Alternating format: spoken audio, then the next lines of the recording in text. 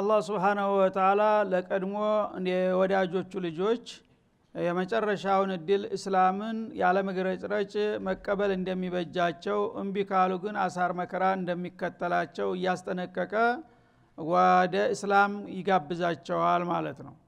እና እንግዲህ የሽግግሩ ዘመን ነው። ተዛ በፊት እነሱ በመድር ላይ ያሉ ሃይማኖቶች መሪዎች ነን ብለው ነበር የሚያስቡት እና የነሱ የመሪነት ያከተመለት ነው ማለቱ ነው። እስከዛሬ በመድር ላይ ከሚገኙት ሁሉ እኛንን የምንሻለው የነ ሙሳ የነ ኢሳ ተከታይነን እያላችሁ ስታቀራሩ ከርማችኋል። ያ የናንተ ጉዞ ግን እኔን ስላላረካኝ ካሁን በኋላ ተለዋጭ አካል አምጥቻለሁኝና ከፈለጋችሁ በወዳጅነታችን እንድንቀጥል ወደ አዲሱ ስርዓት ተሸጋግራችሁ ከሙስሊሞቹ ተቀላቅላችሁ መቀጠል ትችላላችሁ። እንቢ ካላችሁ ግን የናንተ እድል ካሁን በኋላ ሊቀጥል አይችልም፣ እኔን ብትፈሩና ብትጠነቀቁ ይሻላል እያለ ነው ያለው ማለት ነው። ስለዚህ በአሁኑ ጊዜ በተለምዶ ሁለቱ ሃይማኖት ታላላቅ ሃይማኖቶች ሶስቱ ሃይማኖቶች እያሉ የሚናገሩ አሉ። ማፊ ሁለቱ ሶስቱ ሃይማኖት በትክክል ሃይማኖት ከፈለገ አላህ Subhanahu Wa Ta'ala ያለፉትን ሁሉ በሙሉ ወቅታዊ ነበሩ፣ ተለዋጩ እስተሚመጣ ድረስ ነው የይሁዲያም ነስራንያንም ያመጣው። ከዛ እስላም ከመጣ በኋላ ግን እስላምን ተፎካካሪ የሆነ ምንም አይነት ሃይማኖት የለም። ዝም ብሎ ራስን አታልላለህ የሚል ካለ መቀጠል ይችላል። አለበለዚያ ወመን يبتغي غير الاسلام دينا فلن يقبل منه وهو في الاخره من الخاسرين። ከእስላም ባሻገር ማንንም ሃይማኖት ያዋጣኛል ብሎ የሚከተል ካለ በከንቱ ለፋ፣ ተሱ ተቀባይነት የለም፣ እሱ በመጨረሻው ዓለም ከንቱ ዋጋ ቢስ ነው ብሎ ውሳኔውን አሳልፏል ማለት ነው። በመሆኑም ያንን ነገር ነው አሁን የሚያሰምርበት። ምን ይላል ቀጥሎ? ወአሚኑ ቢማ አንዘልቱ አለ። ካሁን በኋላ ታሪክ ማንበቡን ተውና እኛንን ታላቅ ሰዎች እኛንን የተውራት ባለቤቶች የኢንጂል ባለቤቶች የሚለውን ተውትና አሁን ትኩስ ያወረድኩላችሁን መመሪያ አምናችሁ ተቀበሉት። ቁርአንን ተቀበሉ፣ መሐመድን ተከተሉ መዳን ከፈለጋችሁ ይላል ማለት ነው። ሙሰድቀን ሊማ ማአኩም፣ ይህ አሁን ያወረድኩላችሁ አዲሱ ተለዋጭ መመሪያ እናንተ እንድትቀበሉት የሚያደርጋችሁ ምክንያት አለ። እሱ ምንድነው? ከናንተ ጋራ የቆየውን አረጋጋጭና መስካሪ ነውና ይላል። ማለት እስላም ሲመጣ እኔ ነኝ የመጀመሪያውም የመጨረሻውም ትክክለኛ ሃይማኖት፣ ከኔ በስተቀር ያለ ምንም ነገር የለም ቢል ኑሮ እንዴት የኛን ስንት ለዘመናት የቆየንበትን ዋጋ ቢስ ያደርጋል። ስለዚህ እኛን እያንቋሸሸና ዋጋ ቢስ እያደረገ እሱን አንቀበልም ልትሉ ትችሉ ነበር። ግን ይሄንን አላለም እስላም። ከኔ በፊት የመጡት ነብያቶች ትክክለኞች ናቸው፣ ከኔ በፊት የተወረዱት መጽሐፎችም የጌታ ቃል ናቸው እያሉ እየመሰከረና እያረጋገጠ ነው የመጣው። ስለዚህ ክርስቲያን ከሆንክ ክርስትና ከኔ በፊት የነበረው ሃይማኖት ትክክለኛ ነበር፣ አሁን ግን ጊዜውን ስለጨረሰ እኔ በተተኪነት መጣሁኝ ብሎ ነው የሚያስተምረው። በመሰረቱ ግን ያንተ ሃይማኖት የነበረው ትክክለኛ ነበር በወቅቱ ብሎ መስክሮልሃል። ምን ትፈልጋለህ? ትናንትናው እንግዲህ ጉዞህ ትክክል ነው፣ በመሰረቱ ከጌታ ፍቃድ ጋር ነህ እያለህ ነው ያለው። ተዛታውን በጀምረህ ግን የበለጠ ጌታ እንዲቀበል ከፈለክ ወደ አዲሱ እምነት ደግሞ ተሸጋገር ብሎ ነው የመጣው ማለት ነው። የትናንትናው ነብይ ትክክለኛ ነብይ ነበር፣ አሁን ግን የመጨረሻው ነብይ መጥቷል። ቀደም ሲልም የነበሩት ነብያቶች የመጨረሻው ሲመጣ እሱን ተቀበሉ ተባበሩ፣ እኛ በአካል በመድር ላይ ብንገኝ ኑሮ ራሳችን የሱ አገልጋይ እንሆን ነበር ብለው ነው እነ ሙሳ አደራ ያጣሉት ማለት ነው። ያንን ነገር አስታውሱና ያወረድኩላችሁን አዲሱን መመሪያ ተቀበሉና ተከተሉ ይላል ማለት ነው እንጂ ወላ ተኩኑ አወለ ካፊርን ቢህ፣ እናንተ አዋቂዎች ሆናችሁ እያላችሁ የመጀመሪያ ከሃዲዎች እንዳትሆኑ አደራችሁን ይላል ማለት ነው። እና አወለ ካፊሪን ሚን አህሊል ኪታብ ማለት ነው። ተቀድሞ መጽሐፍ ባለቤቶች የመጀመሪያ ከሃዲዎች እንዳትሆኑ ተጠንቀቁ። የኪታብ ባለቤት ያልሆኑ ከዛ በፊት ክደዋል ቁረሾቹ ማለት ነው።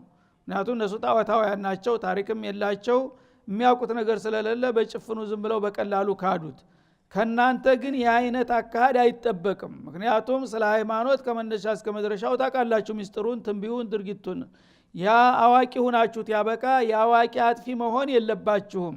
ሌሎቹ ስላላወቁ ነው የካዱትና እናንተ አማኞች ሁናችሁ እየመታችሁ ያለ እንደገና የመጨረሻው ነብይ ሲመጣላችሁ የመጀመሪያ እንቅፋቶች መሆን የለባችሁም አላቸው ማለት ነው። ወላ ተኩኑ አወለ ካፊርን ቢሂ በዚህ በመጨረሻው ነብይ ወይም በመጨረሻው ኪታብ በቁርአን የመጀመሪያ የአህለል ኪታብ ከሃዲ እንዳትሆኑ ይላቸዋል። ወላ ተሽተሩ ቢአያቲ በአንቀጾች ደግሞ አትለውጡ ተመነን ቀሊለን ትንሽን ዋጋ ማለት ተውራትና እንጂል የመጨረሻው ነብይና የመጨረሻው ኪታብ እንደሚመጣ ደጋግመው ተናግረዋል ማለት ነው። እነዛን የቀደም ሲል ተውራት የተናገረውን ትንቢይ አንዳንድ ወስላቶችና ደካሞች ይሰርዛሉ ይደልዛሉ። የኛን ሃይማኖት የሚተካ የዋጋቢስ የሚያደርግ ሌላ መጣ።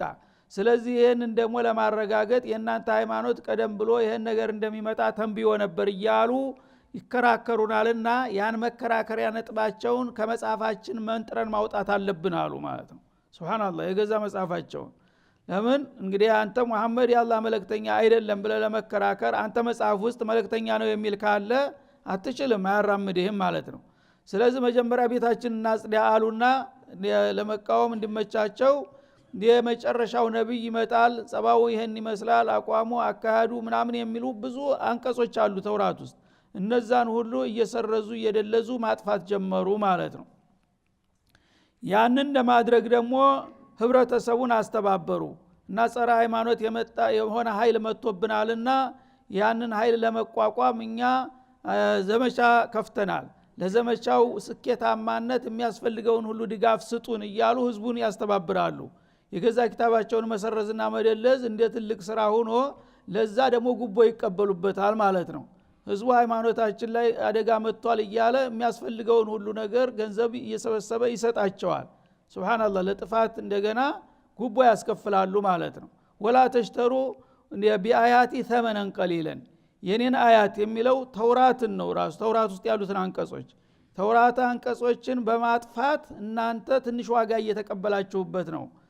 የዋሁን ምንም የማያውቀውን ህዝብ ሃይማኖታችን አደገኛ የሆነ ጥላት መጥቶበታልና እሱን ለመከላከል የሚያስፈልገውን ሁሉ እርምጃ ለማድረግ የእናንተ ድጋፍ ይፈልጋል እያሉ ህዝቡን ሲያስተባብሩት ምን እናድርግ ሲሉ ያዘዙትን ሁሉ ያደርጋል ማለት ነው። እውነት ለሃይማኖት መስሏቸው እነሱ ግን ለግል ስምና ለግል ጥቅማቸው ነው። ይህን ተተሳካልን ይህን አዲሱን ነብይ አቆላሽተን እኛ በነበርንበት የዓለም ሃይማኖት ቁንጮ ላይ እንኖራለን ብለው ነበረ የሚያደርጉት ማለት ነው። ይሄን ደባ አጋለጸ አላህ Subhanahu Wa Ta'ala። እና በእኔ አንቀጾች ለምንድነው ውስንና ደካማ ጥቅቅን የሆኑ ጥቅሞችን የምትሰበስቡት? እንግዲህ በዱንያ ላይ የፈለገው ነገር እንኳን ቢበዛ ትንሽ ነው በዱንያ ላይ ያለ ነገር በሙሉ እና ትንሽ ዋጋን አትለውጡ ወኢያየ ፈተቁን ይሄን ከማድረግ መቆጠብ አለባችሁ። እኔን በእጅጉ ፍሩ ተጠንቀቁ። እንደማላይና እንደማላውቅ ገምታችሁ እንዲህ አይነት ደባ መስራት አይገባችሁምና ከዚህ ጥፋታችሁ ታረሙና ተጠንቀቁ በማለት ተደጋጋሚ ማስጠንቀቂያ ማውረድ ጀመረ ማለት ነው። ወላ ተልቢሱ الحق بالباطل እንደገና ደግሞ እውነትን በውሸት አታልብሱት አታግበስብሱ አላቸው። ተውራት ውስጥ ያሉትን እንጂል ውስጥ ያሉትን አንቀጾች አንዳንዶቹን ተነስር መሰረታቸው ያጠፏቸዋል፣ አንዳንዶቹን ደግሞ ማብራሪያ እያሉ ከጎናቸው የራሳቸው ቃል ያስገቡባቸዋል የብጂታ ለመፍጠር ማለት ነው። ይሄን ማለት እኮ ይሄን ማለት ነው ያኒ ከዛ እያሉ ተጎኑ ሌላ ማብራሪያ ቃል ይጨምሩበትና አቅጣጫ ያስቱታል ማለት ነው። እና አንቀጾችን በእናንተ ውሸት አትቀላቅሉ አትበርዙ አላቸው አላህ Subhanahu Wa Ta'ala። ወተክቱሙል ሐቅ አንዳንድ ጊዜ ደግሞ ተነጭራሹ ሸምጥተው እንዲህ አይነት አንቀጽ ጭራሽ ተውራት ውስጥ የለም ብለው ግግም ብለው ይከራከሩሃል ማለት ነው። ያለውን እንደሌለ ምክንያቱም የኛ ቋንቋ ሌላው ያቅም በሚል ማለት ነው። ወአንቱም ተዕለሙን እናንተ ይሄን ደባ የምትሰሩ መሆናችሁን ልባችሁ እያወቀ እንደዚህ ማድረግ አይጠበቅባችሁምና ከዚህ አይነት ጥፋትና ተንኮል ብትታረሙና ብትቆጠቡ ይሻላችኋል ሲል አሁንም ማስጠንቀቂያውን ቀጠለ ማለት ነው። እና ይህን ትቢትና እንዲህ አተካራ ትታችሁ ይልቁንስ ቅንነት ተላበሱና ወአቂሙ ሶላህ አዲሱ ነብይ ጋራ ለመስማማት አሁን አዲስ ያወጅኩትን የእስላሞችን ስግደት አስተካክላችሁና አዘውትራችሁ ተሳተፉ። ወአቱ ዘካ ዘካተል ማላችሁንም በአዲሱ ስርዓት መሰረት አውጡ። ወርከዑ ማአራኪዒን አጎብዳጆችም ጋራ ለጌታችሁ አጎብድዱ በላቸው ይላል። እና አቂሙ ሶላት በሚላቸው ጊዜ አንተነ ሶላት የምታስተምረን እኛ ስንት አላፈ ሲኒን ስንሰግድ ኖረናል አሉ። የጣዖት አክባሪ ልጅ አሁን ተነስተህ አንተ ስለኛ ስግደት ታስተምረናለህ ይሏቸው ነበረ። ዘካ ሲጧቸው ስለም እኛ ስንት ጊዜ ነው ስንመጸውት የኖር ነው እኛንን የዘካት ባላባትና አስተማሪዎች ይሉ ነበረ። ከዛ ወርከዑ ማአራኪዒን አለ ከሰጋጆቹ ጋራ ካጎብዳጆቹ ጋራ አጎብድዱ አለ። እና ወሶሉ ማዓል ሙሶሊን አላለም እዚህ ላይ ማለት ነው። ወርከዑ ማአራኪዒን እና ስገዱ ቢላቸው አሁንም እንደተለመደው እኛ አላፈስቲኒን ስንሰግድ ኑረናል አንተ መቼ ነው የጀመርከው ስግደት ይሏቸዋል። ገና 13 አመት ነው እድሜህ እኛ ግን ስንት 3000-4000 አመት አስቆጥረናል ይላሉ ማለት ነው። ያኔ አላህ Subhanahu Wa Ta'ala ምን አለ ወርከዑ ማአራኪዒን የናንተ ስግደት አይደለም ሩኩዕ አልባው ስግደት አይደለም የምጠይቃቸው አለ አላህ Subhanahu Wa Ta'ala። የሙስሊሞች ስግደት ከሌሎች ስግደት የሚለየው በሩኩዕ ነው። ሙስሊሞች ተቁማቸው በቀጥታ ወደ ምድር አይወርዱም። መጀመሪያ ሩኩዕ ያረጋሉ ተቀንፈው ተቆዩ በኋላ እንደገና ቀጥ ብለው ይቆማሉ ከዛ ወደ ስጁድ ይወረዳል። አሁን እኔ የምጠይቃችሁ ያለሁት አዲሱን እስላማዊ ስግደት ነው። አዲሱ እስላማዊ ስግደት ደግሞ የሚለየው በሩኩዕ ነው። የናንተ ሩኩዕ አልባው ስግደት ዋጋ የለውም ካሁን በኋላ ተሽሯልና ሙስሊሞቹ ጋራ ተቀላቅላችሁ በአዲሱ ስርዓት ሩኩዕ ጋራ የተሟላውን ስግደት ነው ስገዱ የምላችሁ የሚል ጥሪና ማብራሪያ አቀረበላቸው። ይህንን እንግዲህ አላህ የወፈቃቸው የተወሰኑ ተቀበሉ። አላህ የወፈቃቸው እንድና አብዱላህ ኢብኑ ሰላም ከሳቸው ጋራ 5 ባባሳት ሊሰልሙ ቻሉ ማለት ነው። ከዛ ሌላ ያለው በሙሉ የሆዱ ሰለባ ሆኖ እስተመጨረሻው ታገሏቸው። ያው አላህ እንደዛተው ታካባቢ ጠራርጎ አፍልሶ አወጣቸው ማለት ነው። ስለዚህ እንግዲህ እስላምና ከእስላም በፊት የነበሩ ሃይማኖቶች እስላም ሲመጣ በምን መልክ እንደተቀበሉትና ትግሉ እንዴት እንደተጀመረ መሰረቱን ያሳየናል ማለት ነው። ይሁዳና ነሷራ ለምንድነው እስላም ላይ የሚረባረቡት? ገና ከመነሻው ይህ ነው ችግራቸው ብለን ግንዛቤ እንዲኖረን ነው አላህ እነዚህን አያቶች በዚህ መልክ የቀረጸው ማለት ነው። ይሁዳ ጋራ ተግባብተን ተስማምተን ተከባብረን የሚባለው ነገር ህዝቡ ጋራ ይቻላል፣ ችግር የለውም። ህዝቡ እንደ ህዝብ ማንኛውም ህዝብ የተሻለ ይፈልጋል። ግን ተንኮለኞች ቀበኞች አሉ በህዝብ ስም የሚነግዱ ማለት ነው። እኛ ሃይማኖት መሪነን ይሉና እናቅልሃለን ይሉታል። ግን እሱ እምነት ይጥልባቸዋል። እነሱ ግን ጉድጓድ ይቆፍሩለታል። ሁሉ ጊዜ የነሱ አለቅነት እንዲከበር የነሱ ጥቅም እንዳይቋረጥ ብቻ ነው የሚጥሩት እንጂ ሐቅማ ቢፈልጉ ኑሮ ከማንም የበለጠ የሙሐመድን ሪሳላ የሚያውቁት እነሱ ናቸው። ገና እኛ ሳንፈጠር ተውራትና እንጂል ቁልጭ አድርጎ ነው ያስቀመጠው ማለት ነው። ግን እኔ ተሞትኩ ሰርዶ አይብቀል ነውና በእነሱ አስተሳሰብ እኔ ባባስ ሁኜ ተከብሬ በየጊዜው እየተዘየው እግሬ እየተሳመ የምኖረው እኮ የዛ ሃይማኖት መሪ ስለሆንኩኝ ነው። ያ ሃይማኖት አልቆለታል፣ ሌላ አዲስ ሃይማኖት መጥቷል ታልኩኝ በገዛ በራሴ ላይ ፈረድኩኝ ማለት ነው። ስለዚህ የፈለገ ይሁን የኔ ስልጣን መቀጠል አለበት ብሎ ነው እዛ ህዝብን የሚነዳው ያለው ማለት ነው። ስለዚህ እንግዲህ ይሄን እንደባ ማወቅ አለባቸው ሙስሊሞች። እነዚህ ሰዎች ለግል ጥቅማቸውና ስማቸው የቆሙ በመሆናቸው ህዝቦችን በተቻለ ያህል እስላምን ማስተዋወቅና ወደ ተሻለ ዲል እንዲመጡ መርዳት ያስፈልጋል ማለት ነው። እኔ የጥቅም ቀበኞች ግን የፈለገው ቢሆን አውቆጠፍናቸውና በቀላሉ እንደማይመለሱና ከናንተ ጋር እንደማይቀላቀሉ ልታውቁ ይገባችኋል ነው መልእክቱ።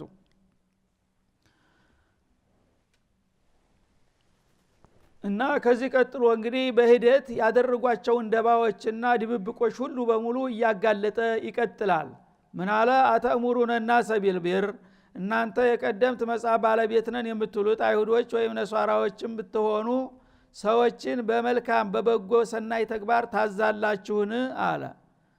ወተንሰውና አንፉሰኩም ራሳችሁን ግን ከዛ ሰዎችን ከምታስተባብሩበት ኸይር ወደ ኋላ ታዘናጋላችሁ።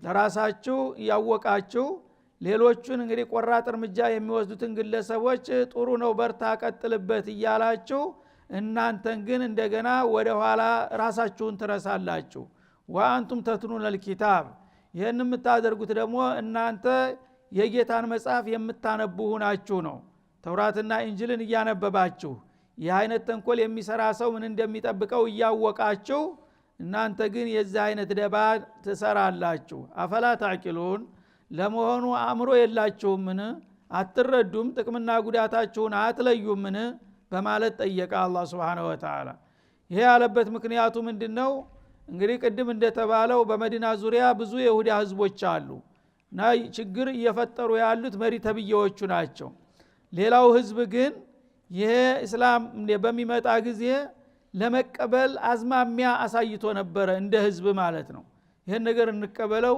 እና እንቀበለው እውነት ቢሆን ማኑሮ አለቃዎቻችን ለምን አይቀበሉም ነበር የሚለው መሐከል ሆያው እየተጀመረ ማለት ነው ያኔ አንዳንድ በሳል አእምሮ ያላቸው እንደውም አላህ የወፈቃቸው ግለሰቦች የራሳቸውን እርምጃ መውሰድ ጀመሩ እንደ አለቆቻቸው እንዲመሯቸውና እንዲያስተባብሯቸው ሲጠይቁና ሲጠብቁ መልስ ሲያጡ እኔ በእኔ ነፍስ ማን ነው የሚጠየቀው ስለዚህ ይሄ አዲሱ ሃይማኖት ትክክለኛ ነው ብያለሁኝ የፈለገ ይሁንን ያምኛለሁ እያለ አንዳንዱ ግለሰብ እያፈለተከ መምጣት ጀመረ ማለት ነው ያኔ ሂደውም ይነግሯቸዋል ምናልባት ቢሰማቸው ብሎ እኔ እኮ ሰለምኩኝ ይላል ለባባሱ ሂዶ ለቄሱ እኔ ተቀበልኩኝ እኮ አዲሱን ሃይማኖት በሚሏቸው ጊዜ ለምን ተቀበልክ አይሉም የሚገርም ነገር እንዴ ሐቅ ቢሆን ኑሮማኛ ተቀበሉ እንላቸው አልነበረም እንዴ ተሳሳትክ አይሉትም ደፍረው ህሌናቸው አይፈቅድላቸውም ማለት ነው እንግዲህ አንተ ከመሰለህ ነገሩ እኛም ቢሆን እኮ ነገሩን ቀስ ብለን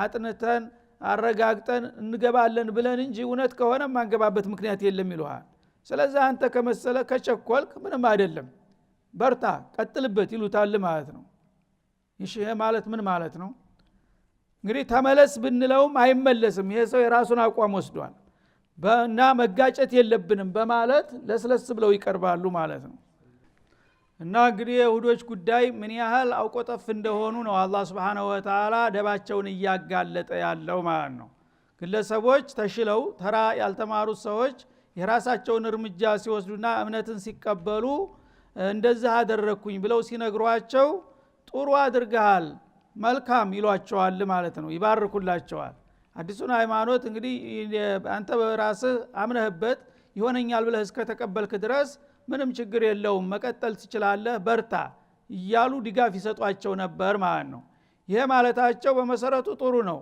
እንግዲህ የገባውንም ባለ በለላ ኃይላችን ተጣጥረን እንመልሳለን አለ ማለታቸው እንደማይችሉ አውቀው እንጂ ቢችሉ ኑሮ አይተውትም ነበር ስለዚህ ይሄንን ማድረጋቸውን አላህ አተእሙሩንና ሰቢል ቢር ማለት ቢቀቡል الاسلام ወትባዕ الرسول እና እስላምን ተቀብለን ነብዩን መከተላችን እወቁልን እኛ ካሁን በኋላ አቋም ለውጥ አድርገናል ብለው ሲነግሯቸው ለምን እንዲህ አደረክ በማለት ፈንታ ጥሩ አድርገሃል ቀጥልበት የሚል ድጋፍ መሰል ቃል ይሰጡ ነበር ማለት ነው ታዲያ ይሄ ነገር ግለሰቡ ያደረገው ነገር ጥሩ ከሆነ ወተንሰውና አንፉሰኩም አንተ ምን ትጠብቃለህ አለ አላህ Subhanahu Wa Ta'ala በገዛ ምስክርነት ቃላቸው ሊይዛቸው ይሄ ነገር እንግዲህ ግለሰቦች አምነናል እስላምን ተቀብለናል ሲሉ ጥሩ አድርገሃል የምትሉ ከሆነ ጥሩ ነገር ሲያመልጣህ አንተ ምን ትጠብቃለህ ለምን አንተ ሳትቀላቀልም ብሎ ጠየቃቸው አላህ Subhanahu Wa Ta'ala ወአንቱም ተትሩነ الكتاب ነገሩ ተገላቢጦሽ ሆነ እናንተ እኮ ቅዱስ መጽሐፍን በሚገባ የምታነቡና የምትረዱ ሰዎች ናችሁ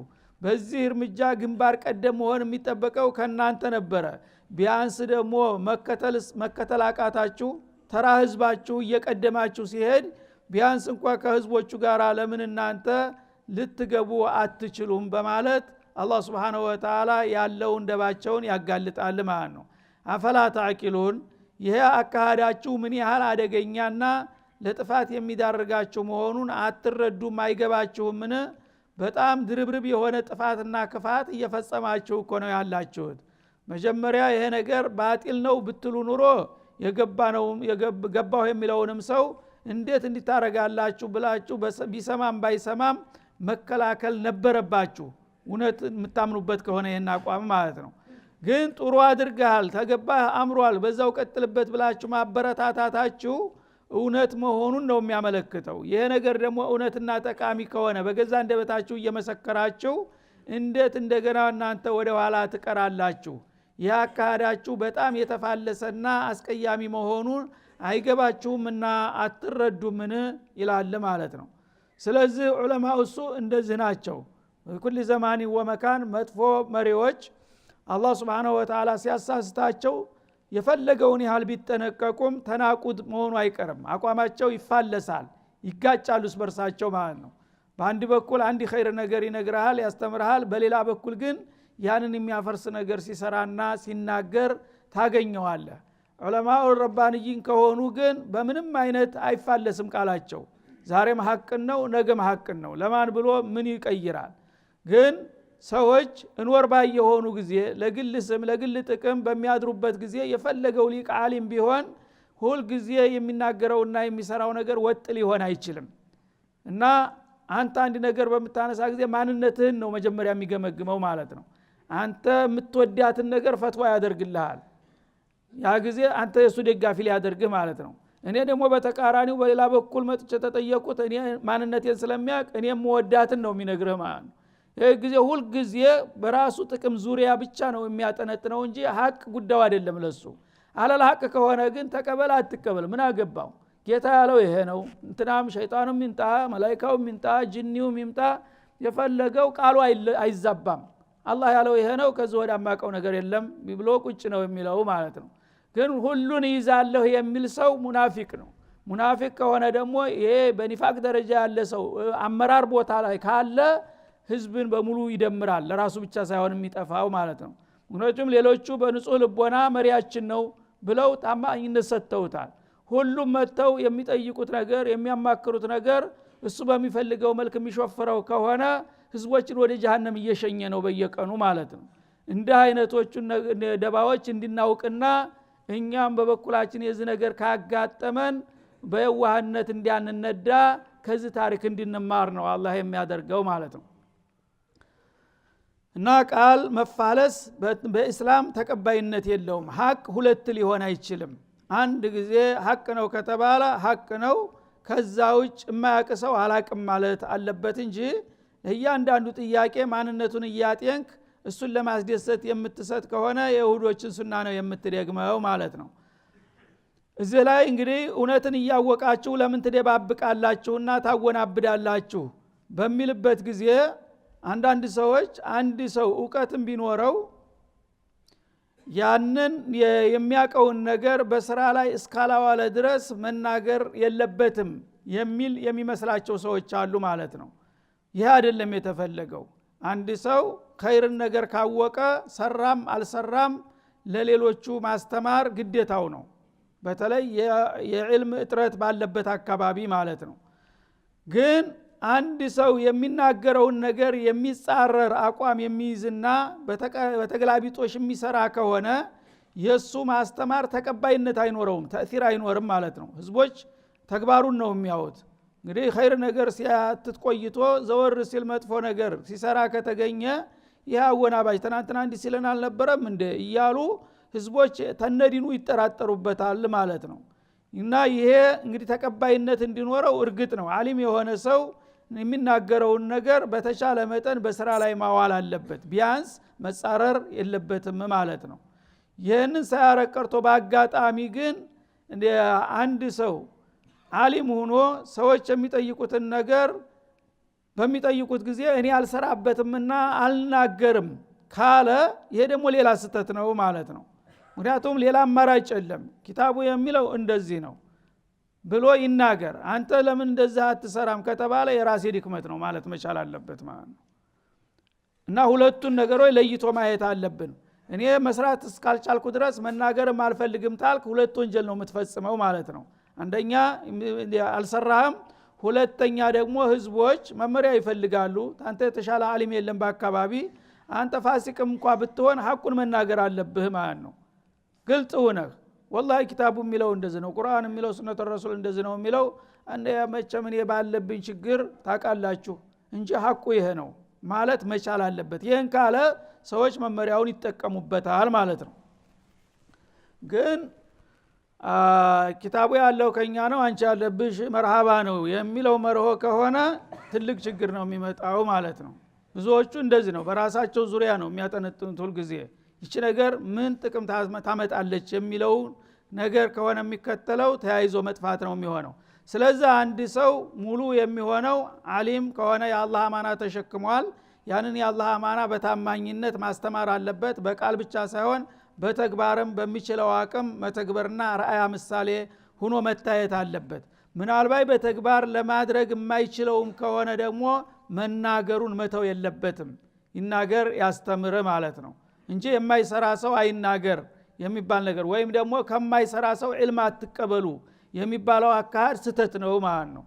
የፈለገውን ይሁን የራሱ ጉዳይ፣ ግን ዒልሙ በትክክለኛ ሐቅ መሆኑን ካወቅ መቀበል እንችላለን።